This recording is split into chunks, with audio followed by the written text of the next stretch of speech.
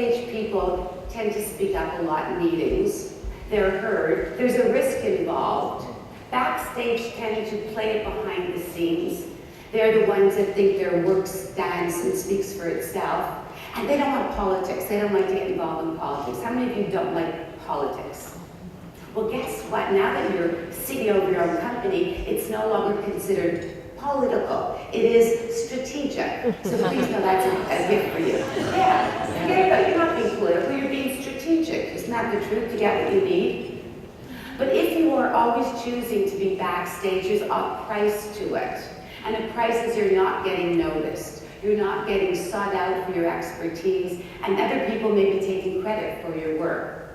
Sometimes in meetings, we tend to be more backstage because we choose to, but it could be that they're more senior leadership there, and we figure, you know, well, they should know what I know. How many of you have ever heard of the curse of knowledge? So this is what the curse of knowledge is, remember it. You cannot not know what you know. What does that mean? You know what you know. And you make assumptions that people in more senior positions know what you know. They do not. That's why they need you in the meetings. So when you decide not to speak up because you don't think it's something that they would get value, you would be so surprised. Sometimes we decide not to speak up because there's always that one person once in a while that doesn't stop talking. Anyone know those people? They just like to be heard. And you're so kind. So you know what? I'm going to be quiet so that we don't have to belabor this meeting.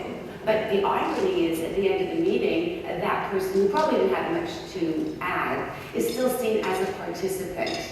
So I want you to consider, how could you be more front stage in meetings and not to look like you're on a soapbox?